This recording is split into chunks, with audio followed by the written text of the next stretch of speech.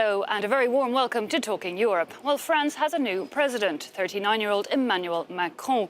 He is neither from the left or right-wing parties that have held power in France since the Fifth Republic began.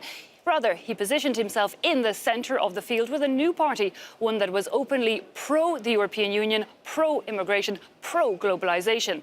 His win was greeted with great joy here in Brussels, in the EU institutions and across most of the EU member states, not just because his win was a loss for a far-right candidate who was staunchly Europhobe, but also because Macron is seen as a sign of hope for the EU, a new energy that could help overhaul and strengthen the bloc.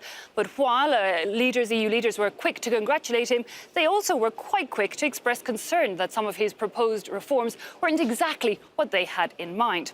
So how much can one man do to change the functioning or non-functionings of the EU? With me in studio to tell us more, we have Jean Arthuis, you're a French MEP with the Alliance of Liberals and Democrats. Thanks so much for being with you. Across from you, I have another French MEP, Aymeric Chauprade. You're a non-attached member here at the EU Parliament. You're a member of a right-wing party, Français, Libres, or Free French, and a former member of the National Front. We'll be getting into why you walked away from that party back in 2015. And also with us, we have Mr. Jakob van Weizsäcker. You're a German MEP with the Socialists and Democrats. Perhaps, Mr. Weizsäcker, I'll start with you for the external view of this newly elected French president. Is he going to overhaul and save the EU? I think we're truly delighted to have such a young, energetic and clearly pro-European president of France. First of all, of course, because France needs internal change. And the nature of that change, that's something that my French colleagues should really be talking about. But on the European front, I think he has demonstrated, and that's very useful also in the context of the German election, he has demonstrated that it's not enough to be pro-European once one is in power. One needs to be pro-European in platform when one runs for the election, and I very much hope that this is a lesson that will be heeded back home in Germany. Mr. Arthuis, I mean, he was incredibly pro-EU right from the start. Were you surprised? He was one of 11 candidates in the beginning, the only one pro-EU, and we don't really see that in general when people are running for election. It was a major challenge for European Union, and we had two candidates for the final term of this election. Two vision of Europe, two vision of the society. And in fact, it was a kind of referendum concerning European Union. I am very delighted that Macron has been elected. He had a victory. He has to achieve now a success. Emmanuel Macron proposed a lot of reforms, one of them an overhaul of the eurozone. But already on that, we're seeing that a lot of EU leaders not quite so happy. You have the President of the European Commission, Jean-Claude Juncker, saying, well, sort out your own national economy first. Angela Merkel saying pretty much the same thing. So will we really see any change? Yes, we have certainly to reform our structures, to decide structural reforms for flexibility of work, to reduce the cost of labor, to reduce the expenditure, the public expenditures, absolutely necessary, no alternative, but we have to implement an efficient governance of the eurozone. Since we have a stability pact, but the stability pact is not respected and never sanctions, and we have no government. We need now a government for the eurozone, for economic, financial and budgetary affairs. Just before I will come on to Mr. Weizsäcker, but Mr. Chauprade, where do you feel about that? You know, this idea of more integration really at an EU level. I know you walked away from the National Front in part because, while you were concerned about national issues, you do believe France's future is within the EU, but more EU? I think the first thing is that the good news is Emmanuel Macron election means that a large majority of French people do not want to break Europe, do not want to destroy Europe. I think it was a huge mistake from Mrs. Le Pen to this will of destruction of Europe. The large majority wants a common destiny.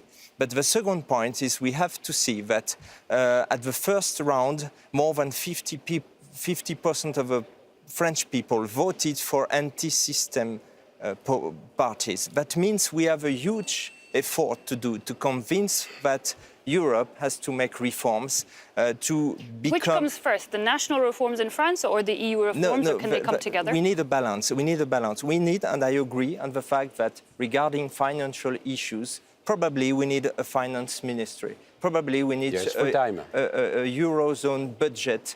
We need things like that, and it is in Macron project. And I agree with that. But on the other end, I think we have to respect the specificity of nation. There is a risk, for example, to weaken our relationship with Eastern countries like Poland, like Hungary. We have to respect their views regarding immigration, regarding this issue. So my idea is to find a compromise between the right of nation to exist and... But all of them are devoted to join the Eurozone. But even when I look at the countries already in the EU, I mean, isn't this the crux of the problem? It's this compromise never seems to be found. You know, between often the Eastern European countries are the newer members and the founding members. And even during his campaign, Emmanuel Macron was quite harsh, quite towards Poland and Hungary, saying, you know, he's calling for sanctions, against certain actions since the Law and Justice Party took control in Poland. EU, Brussels, has been concerned with changes made to the Constitutional Court, what is perceived, freedom of media being reined in, and yet nothing is done. Hungary, it didn't stick to the plan with migration, no sanctions, no actions. The problem of Europe is that, for example, we have a single monetary policy, but we have no single economical policy. We have an addition of national policy. We can continue that way. European Union is an addition of national self-interest. European Union has very few power. So we have to prepare. We are in globalization. We have many challenges, global challenges. But to adapt France and Europe to globalization doesn't mean to lose our identity or our civilization. No, but we have to share some sovereignties. But something very important for me is we need to take into account two things for French people and other peoples in Europe. People are not happy with massive immigration without any regulation, and people are not happy with disindustrialization. That's the two key points why people are voting Front National or voting for Front de Gauche. So if we do not take that in account, then the next step will be very bad for the people who believe, like I believe, in Europe. But let's just look at even that economic question again for a second, because we're saying that, there seems to be this split between whether Emmanuel Macron has to fix the French economy first, get that debt in line with the EU rules. But if he's trying to do that, certainly he needs to lower unemployment, or if in 5 years he's not going to have saved the EU at all, is he? He has to give evidence of reforms. Mr. Weizsäcker, how do you see it? Because Germany... Well, I mean, it's very simple. Domestically, unless there's a major reduction in unemployment in the next 5 years, everybody has to worry about Le Pen coming back. Yes. How should the EU react now? The idea that Macron spends the next 5 years sorting out problems in France, and we wait for 5 years until we start moving in Europe, I think that's silly. Of course, these things have to happen in parallel. And I see a tremendous opportunity there, in particular, to relaunch the Franco-German locomotive for Europe and the euro area in particular. And the reason is that, of course, Europe is always compromised. And the Franco-German relationship always were compromises. But when you look at Macron's platform, it is quite similar to some of the centrist or center-left thinking on Europe. This balance between responsibility, also in the fiscal sense, and solidarity. The balance between saying we don't want a world with any borders and saying, well, we really need to do something for refugees. I was very much encouraged by Emmanuel Macron's comments on refugees. So I think it's much more than saying, well, we somehow have to reach a compromise, otherwise the EU is going to collapse. Now we have a real basis, because fundamentally, in the key areas, we want the same thing. And that is going to make it much, much easier for France and Germany. And then I think for the EU and euro area in particular overall to agree on something. I have a big question on the French-German partnership, but just on that economic thing, does Germany then need to be more flexible with certain countries, and notably with France over the next 5 years? So yes, Macron has said he'll reform nationally the economy, but then do they need to be flexible about the debt so that he can nonetheless boost employment? I think this pair, and it's a pair that has been used by Emmanuel Macron a lot, of saying we need responsibility and we need solidarity, tells you everything you need to know. Of course, we need more responsibility. Our fiscal rules are currently not working. This is an unacceptable situation. So we need to strengthen responsibility.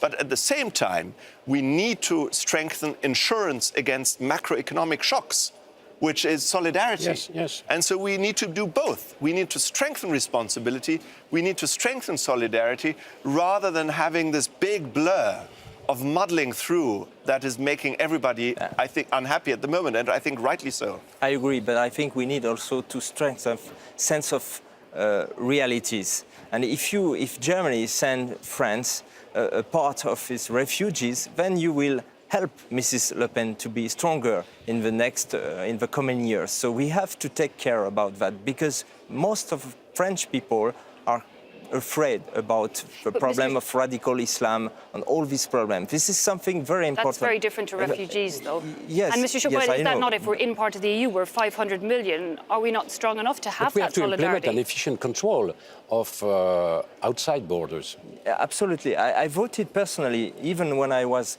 member of my former party. I voted for PNR, for example. The I was the passenger only name one. record, where we give more details when we exactly. travel I and voted fly. because I think it was good for Europe. So I'm absolutely aware of the need we have to improve our cooperation and to work together. If I may briefly jump in on the refugees, I think we need to be very careful here. We have, in the past, in Germany, in France, made serious mistakes in integration policy, Yes. and we're today paying the price for that. But I think it would be unfair and unwise to say, because we made these mistakes that need to be fixed and will be fixed, that then we feel we want a Europe without borders internally, but we cannot have a common refugee policy. I think that's something that doesn't hang together well. So let's please, when we're worried about integration, address the integration problem, and at the same time, do what is logical for Europe without borders internally, that is, have a common control of external borders, Yes. that is really working, and have a common refugee policy that Yes, is jointly yes, funded for and jointly refugees. organized, Yes, and not have any special regimes for different Yes, but countries there. But just take care about the specificity of each country.